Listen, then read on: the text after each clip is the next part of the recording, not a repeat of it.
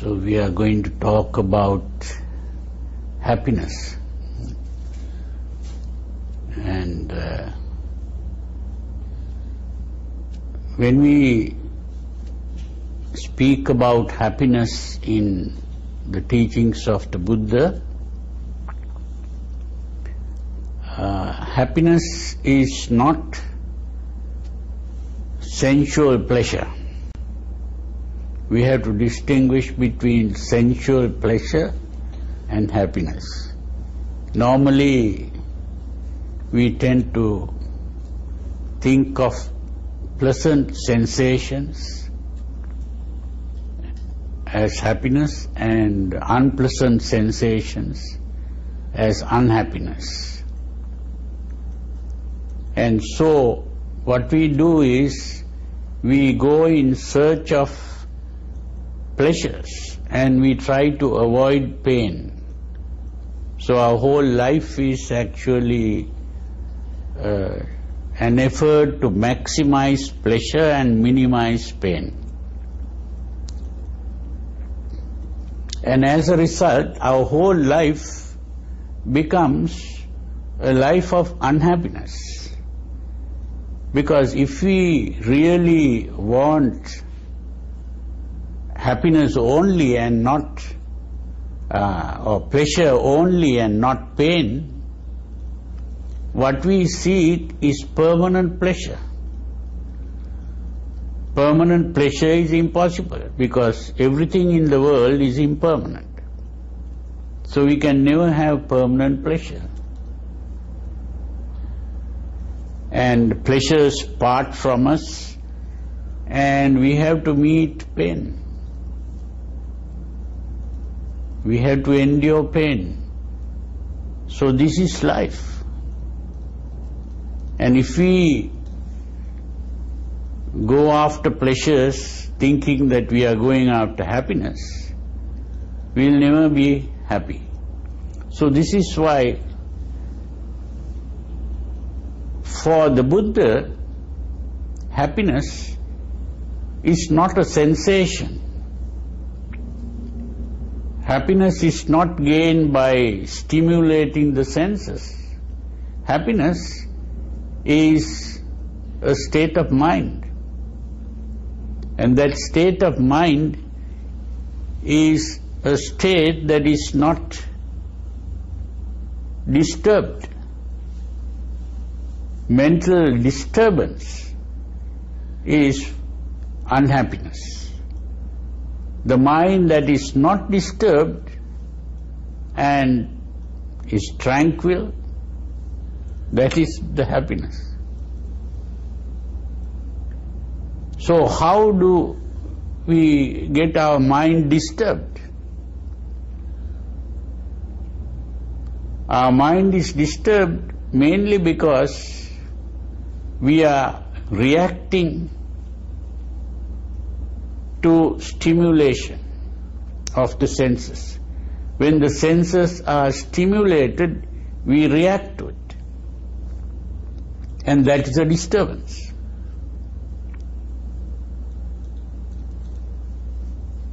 When there is a pleasant sensation, if we react to it with desire, that is a disturbance of the mind. And the moment a desire arises, we are really unhappy and uncomfortable till we have got what we desire. And this is why we begin to act in order to get what we desire.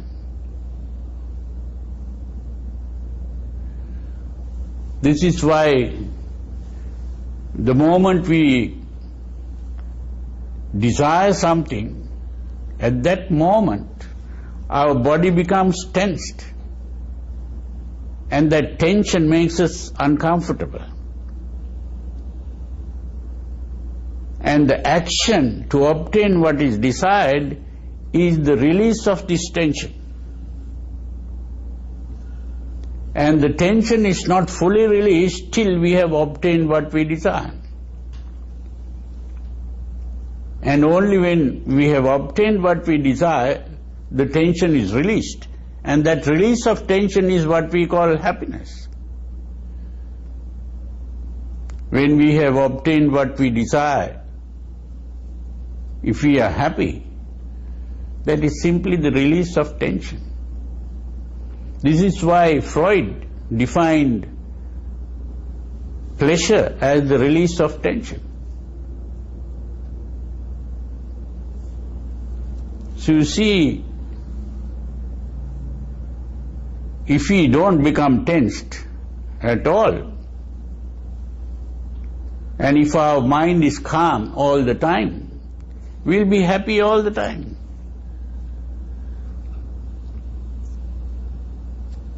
And when our mind is disturbed, we are not only making ourselves unhappy, we also create unhappiness for others. When we are greedy for things, we begin to quarrel with other people. We begin to take away things that belong to other people. We hurt other people. And when we are angry, again we begin to hurt other people. And when we are frightened, also we begin to hurt other people. So in various ways, our emotional disturbance is what is creating unhappiness for ourselves as well as others.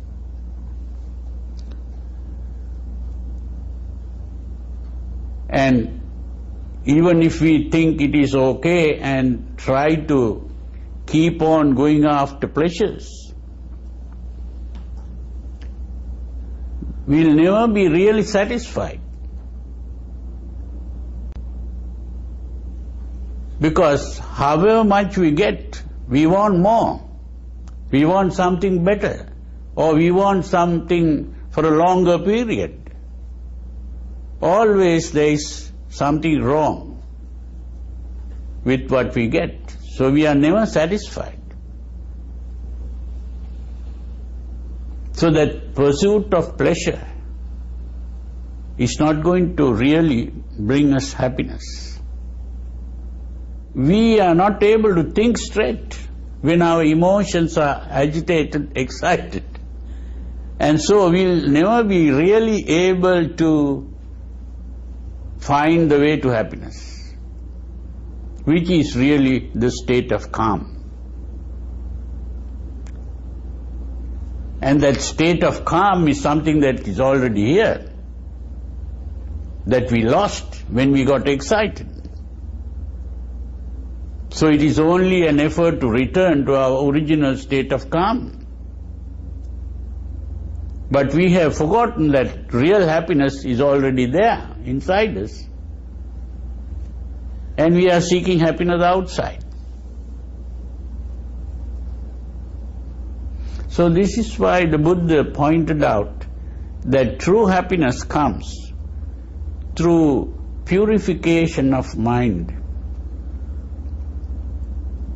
and tranquility of mind.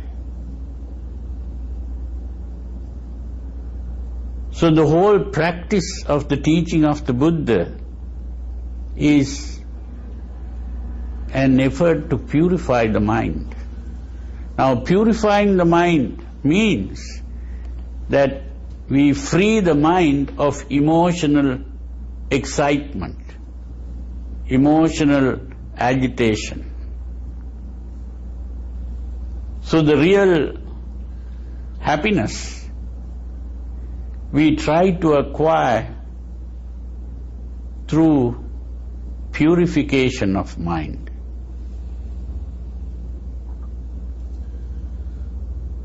Now this is not just something that only the Buddha has been saying, even later, even Jesus was saying, "Blessed are the pure in heart, for they shall see God." What does that mean? Does it mean that when you purify your heart, you'll be able to see God somewhere outside? No. Again, Jesus has been saying, the kingdom of God is within you. So that means that happiness, kingdom of God is nothing but the kingdom of happiness. So then, that happiness is within you. You have to look within to find happiness.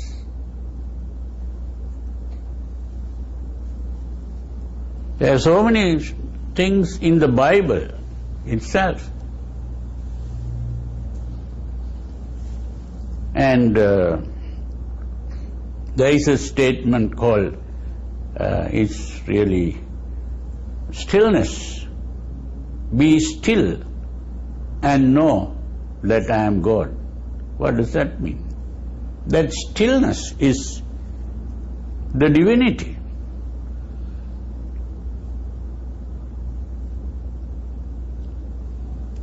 When you still your mind, you become God. That is how, when your mind is purified, you see God. So that this, of course, from a Buddhist point of view, the term God doesn't refer to the creator of the world or any other person outside. God is simply goodness personified. And goodness is purity of mind and tranquility. When the mind is purified, it automatically becomes tranquil, because impurity means the emotional agitation, the excitement. That is the impurity. And when that emotional agitation disappears, mind becomes tranquil.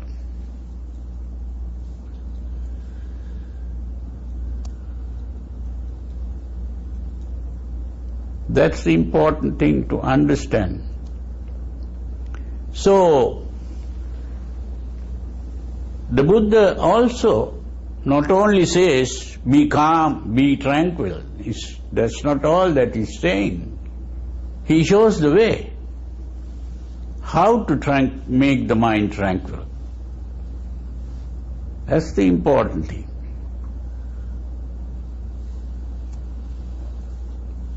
To make the mind tranquil, it's very important to realize that our emotions cannot be controlled by reason. Just reasoning out that certain things are bad or certain things are good, that is not going to help us very much in getting control over the emotions. This is why when reason and emotion are in conflict, emotion always wins. That's the problem. So if emotion always wins, when reason and emotion are in conflict, then that means reason cannot control emotion. But then, how can we gain control over these emotions? There is one secret that we should know. And that secret is, emotion is controlled by our imagination. The image in the mind, that is what controls the emotion. Every emotion or emotional excitement or agitation accompanies an image in the mind.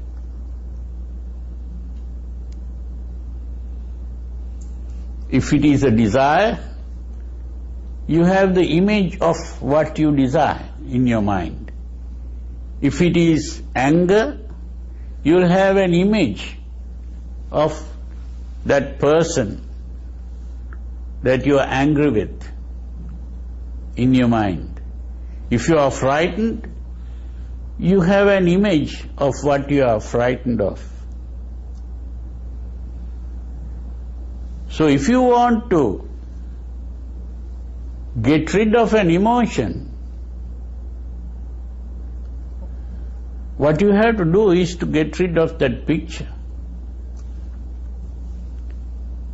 Get rid of the mental picture.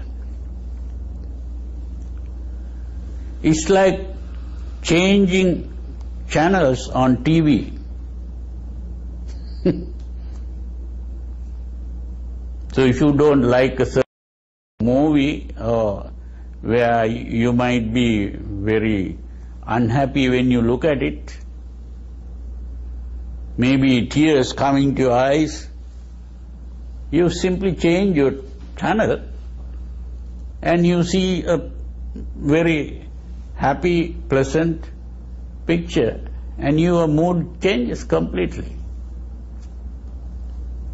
So in a similar way, you can change your channels in your own mind. This is the meaning of meditation. Meditation is mainly learning to change your pictures in the mind. There are these meditations called visualizing meditations. They are mainly meditations that help you to change your mood, your emotional state. That's the important thing to understand.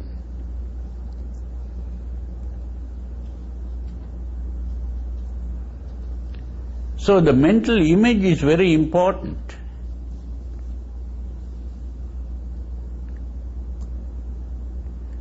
So there is a technique that the Buddha pointed out, and that technique is what is normally called the Noble Eightfold Path.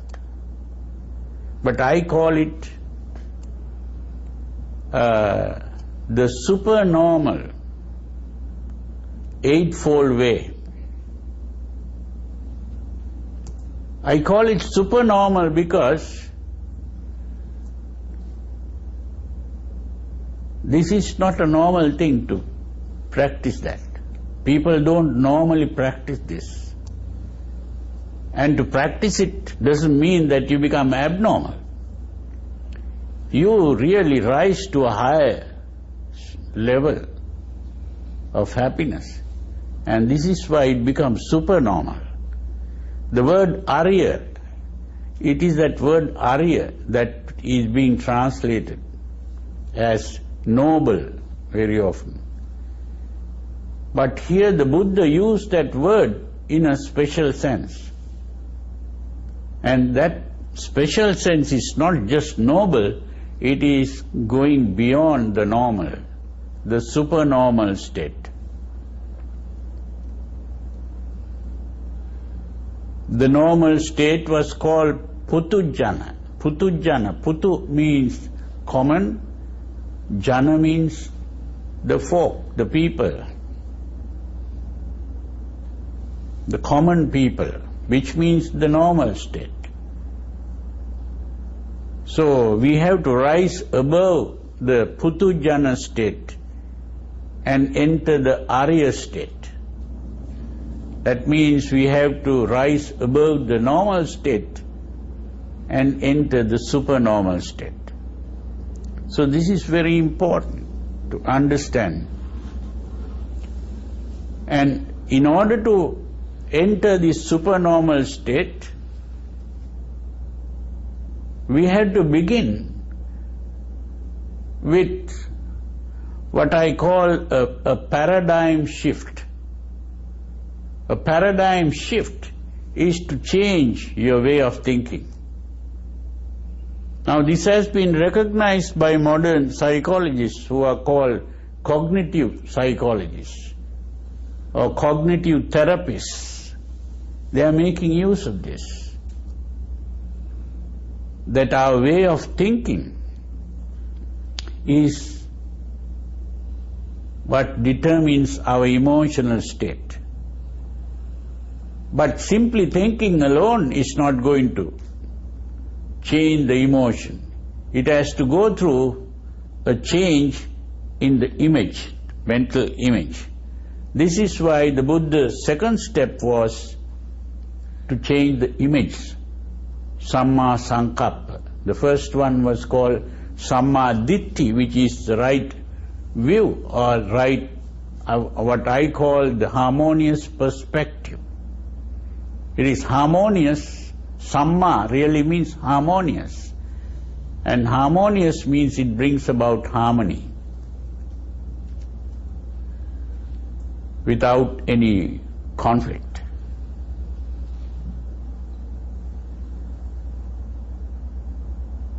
It's the harmony because normally our mind is in conflict.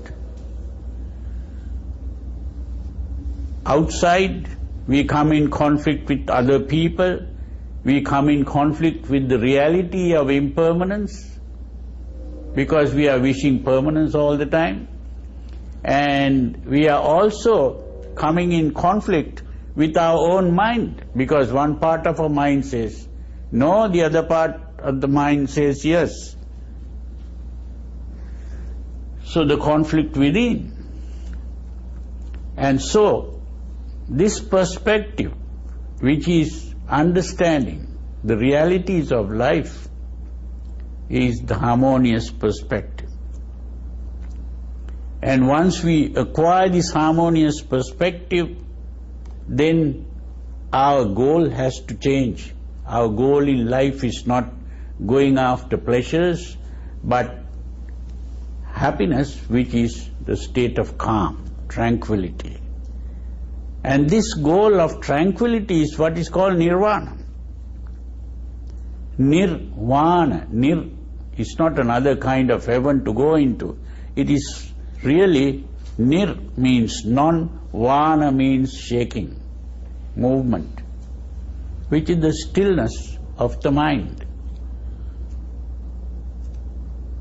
And nirvana is the mind that can never be shaken, the unshaken mind.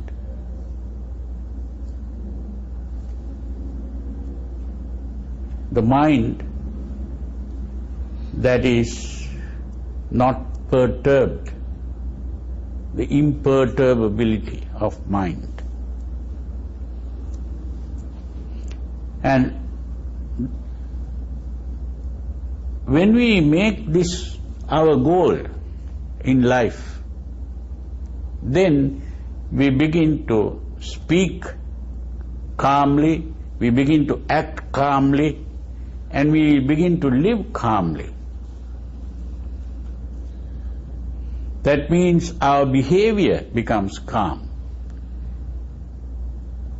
So once we have made our behavior calm, then we begin to make the mind calm through the process that we today call meditation. But the Buddha called this the harmonious exercise.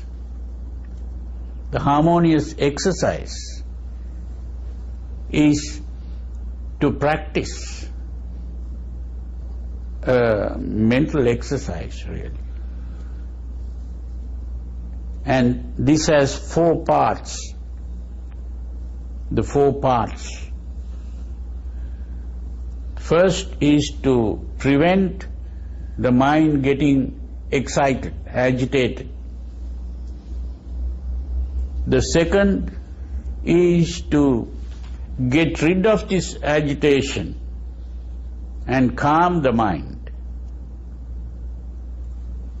once it is agitated.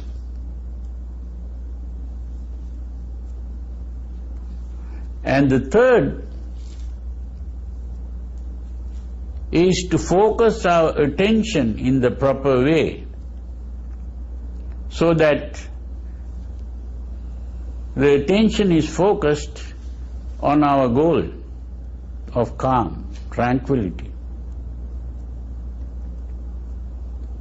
And the fourth part is to maintain, preserve this focus.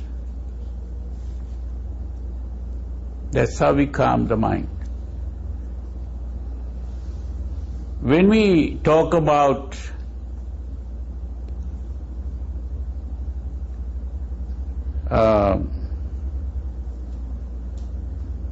preventing the mind getting disturbed, we have to understand that the mind gets disturbed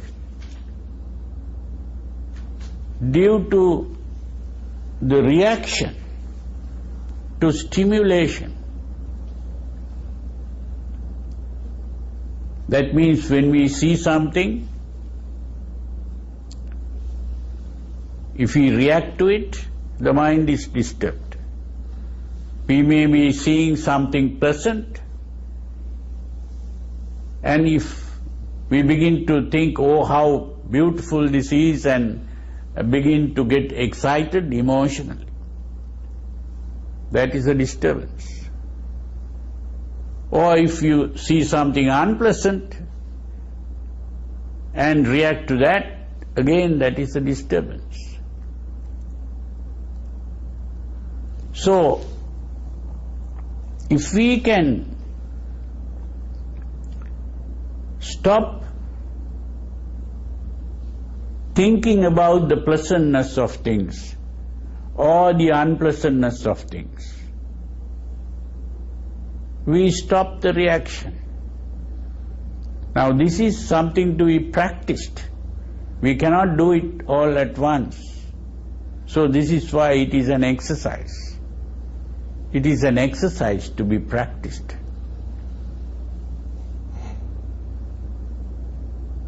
So it is only by practicing this exercise that we become really efficient in it.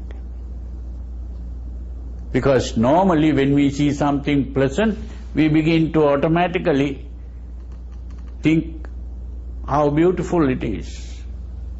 Or if we hear some music and we think about that, then again we begin to think how pleasant it is.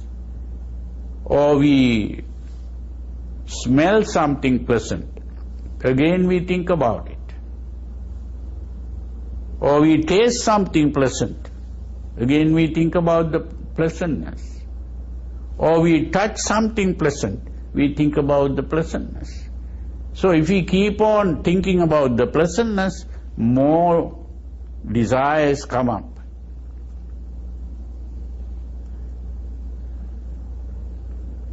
And it's not only, it's not a thought, mere thought. Our whole body begins to change with the emotional excitement, agitation. Hormones are secreted into the blood, and these hormones are carried to various parts of the body, and various parts of the body begin to change in the behavior. And tension arises in the body, and that tension makes us uncomfortable. So every emotional excitement produces tension in the body, and we become uncomfortable.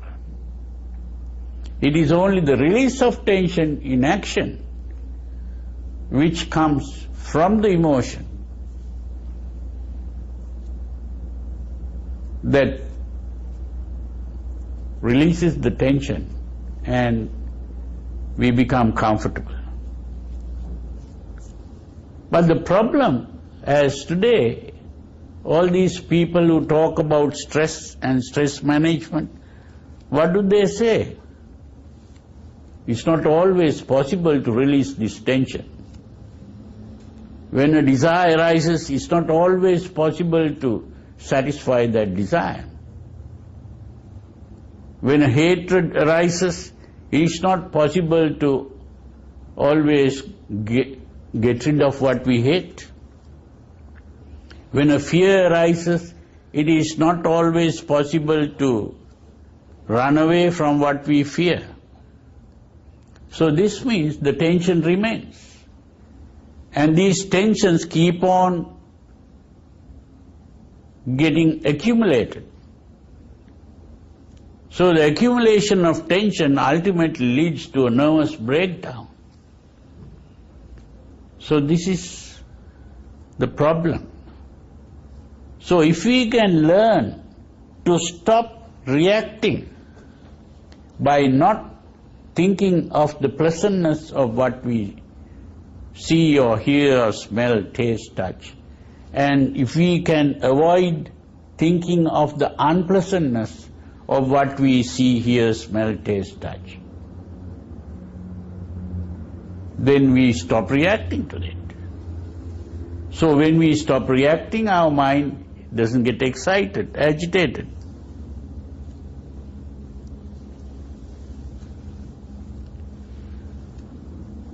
So the next step is, if by any chance the mind gets agitated, we should be able to get rid of it. How do we do that?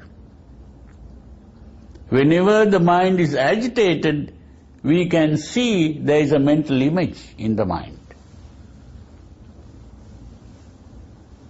Even if it is not coming from an immediate experience, it's coming from a memory. We think of something that happened in the past, and the moment we think of that, our mind gets disturbed. So, if we can learn to take our mind away from this memory, the moment the memory comes to our mind, we stop thinking about it. We change our image. Then we enter a different mode. We can enter a happy mode by changing the channels. So this is the important thing. So that is the second step.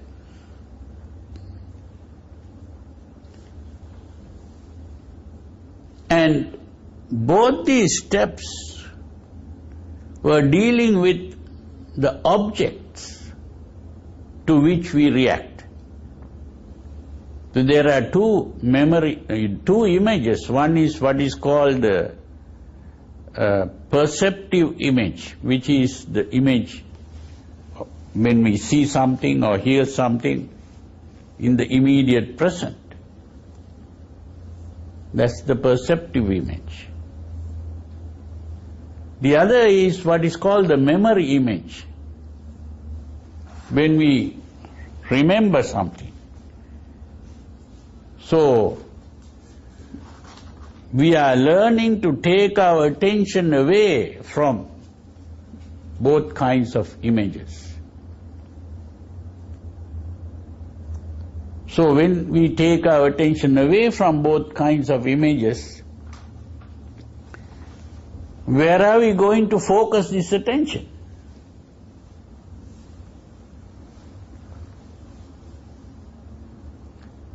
So, the withdrawal of attention is followed by focusing our attention not on what we see outside, but on what is happening inside. We focus our attention on our body first to see whether the body is moving or whether it is tensed. And so as we begin to observe the tension in the body or the movement in the body, that stops. It's simply the focusing of attention on the body helps us to relax and stop the movement. That is also something to be practiced. And this practice is what is today translated as mindfulness. This is not mindfulness. This is what I call introversion of attention. The attention must be focused within. And when we focus our attention within, the first thing is to observe the body in terms of the movements or the tensions in the body. And the next thing, as our focus of attention begins to improve, we begin to become aware of the feeling, how we feel, whether I feel comfortable or whether I feel uncomfortable in the body, the physical comfort or discomfort. That awareness of the feeling is what is called Vedananupassana. The awareness of the body was called Kayanupassana.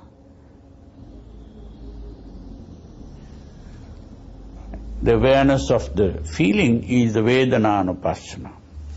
And then, when we begin to become aware of that, the next stage is to become aware of our emotional state.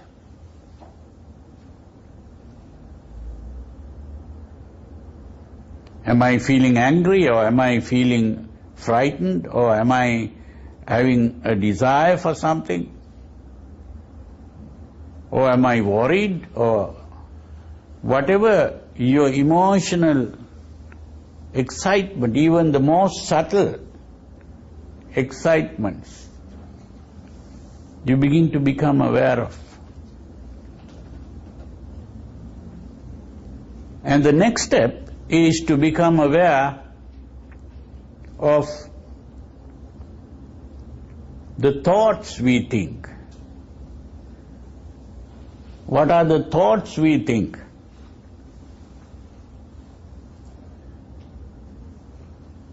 Our interpretation of our circumstances or whatever is going on outside, how I interpret these things.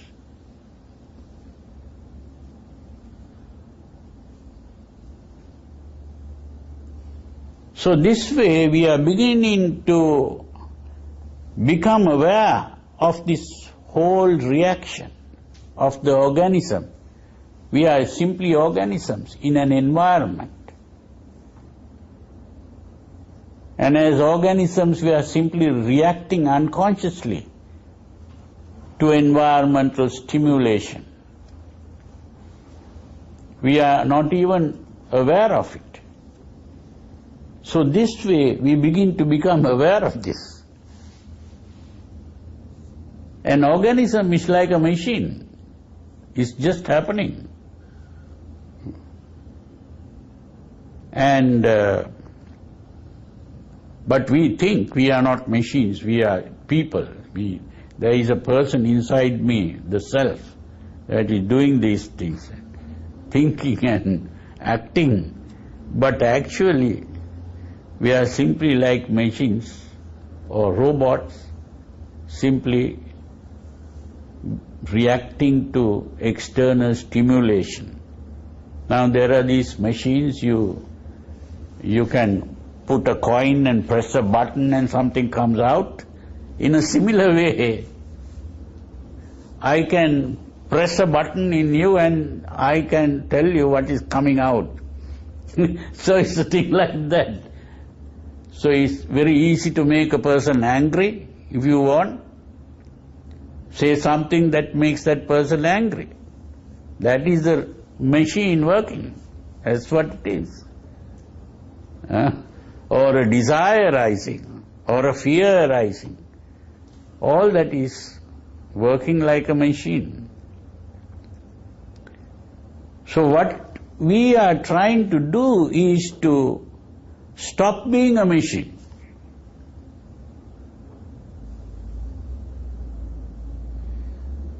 That's the important thing.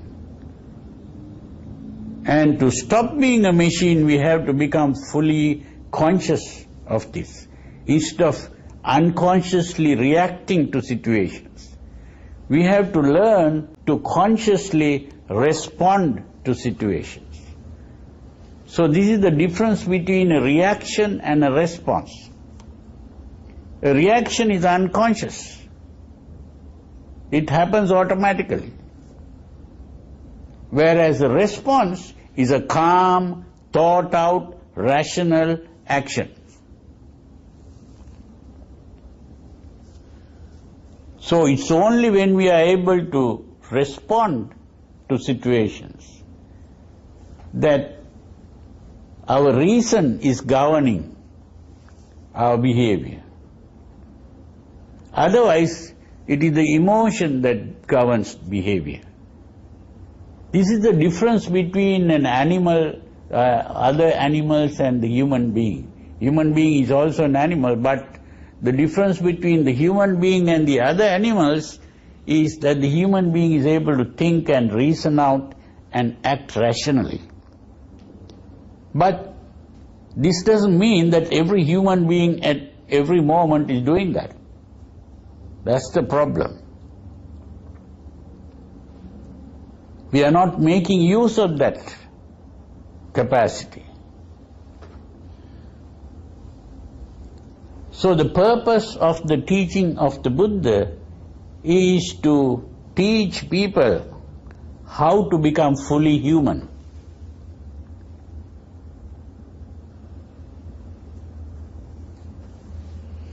And that state where we can really act rationally is that state of spiritual perfection, which is also called divine. So you are rising above the normal human state, which is a mixture of God and devil, but when you reach that higher state, you become fully God. God means one who is good in every way, because you are acting rationally. To be good is to act rationally instead of emotionally. The emotional behavior is good for animals who are, or you might call it lower animals, what we might even call beasts. But to be fully human is to become divine. This is why it is a supernormal state. It's not a normal state. So we are trying to rise above the normal state and attain to the supernormal state. Now in attaining the supernormal state, we have different levels of purity and tranquility of the mind. And these different levels of purity and tranquility are what we call the jhanas. Some people think the jhana is some kind of hypnotic state. It's not a hypnotic state. It's a state of purity and tranquility. So we have what is called 4 jhanas. So when we think of the first jhana is where all emotional agitations have disappeared. When you think of the emotional agitations, you think of what are called the 5 hindrances, or I would even call it the 5 obstacles. These are the emotional the first one is called Kama Chanda, which is the desire for sensual pleasure. The second is Vyapada, which is anger, hatred. And the third is laziness, sleepiness. That is also an emotional state. And the other is agitation and worry, or anxiety and worry. And the last one is Vichikicha, which is usually translated as doubt. It's not real doubt. It is a wavering state of the mind, where the mind is divided and we cannot really come to a proper decision, undecided. The mind is confused, the confusion of the mind. So those things completely disappear when the mind becomes tranquil, and 5 things come up in the mind, usually called Vitakka, Vichara, Priti, Sukha, Ekaggata. Vitakka, Vichara refers to conceptual thinking, like asking a question and answering. You can look at something and say, what is this? And then you answer, this is a microscope, or this is a book, or this is a bag. Now, just the formation of a concept. That formation of the concept can be a good concept or a bad concept. A bad concept is a concept that produces emotional agitation. A good concept is a concept that calms the mind.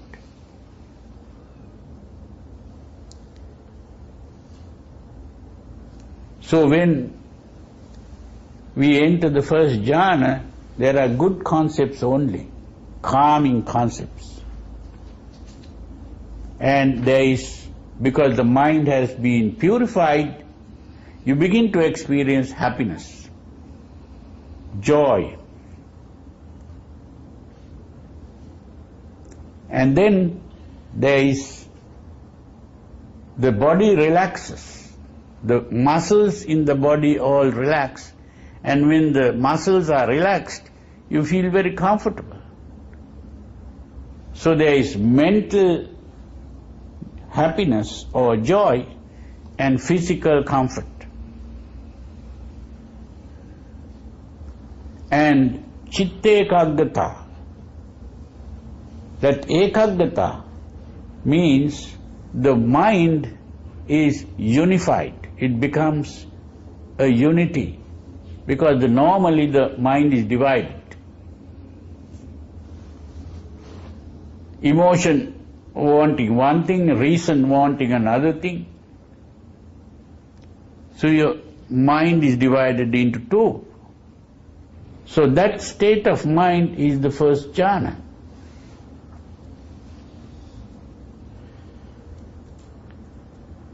Now there are even deeper levels of calm, tranquility. That is only the first level. When we come to the second level, what happens is, even that thinking, formation of concepts, that part stops, and you are left only with the happiness, comfort, and the stillness of the mind.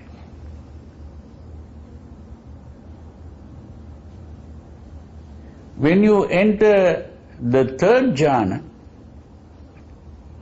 the happiness disappears because it is seen as an excitement, agitation, even the happiness. And so, that disappears when you calm your mind. That doesn't mean that you become unhappy. It's not unhappiness, it's a neutral, peaceful state. And then you calm down further, you enter the fourth jhana. When that happens, even the comfort disappears, because even the comfort is seen as some kind of tension, and that also disappears, and you become fully calm, relaxed and comfortable, not in the sense of a pleasant feeling, but a very peaceful state of mind.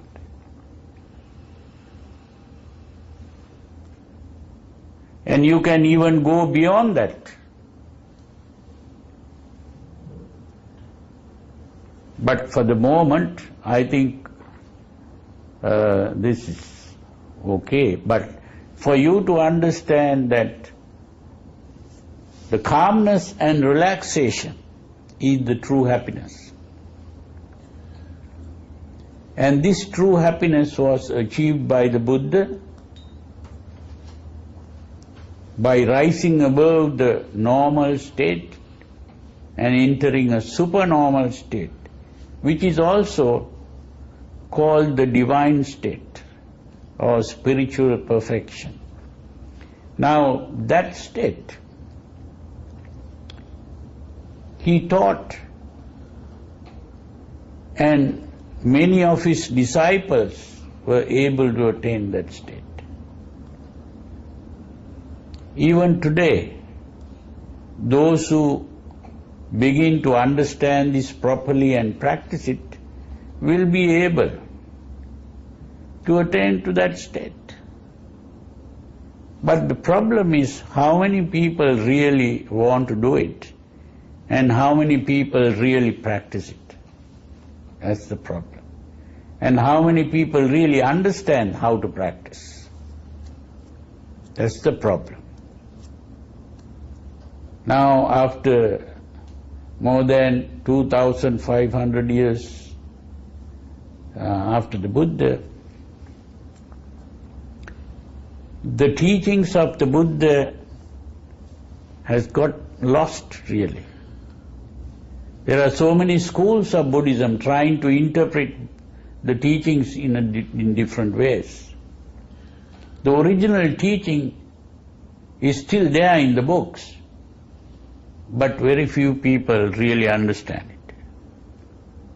So this is why it is very important for people who are interested to go and study this, and not only study it, practice it, and try to attain to that highest level of happiness, which is called nirvana.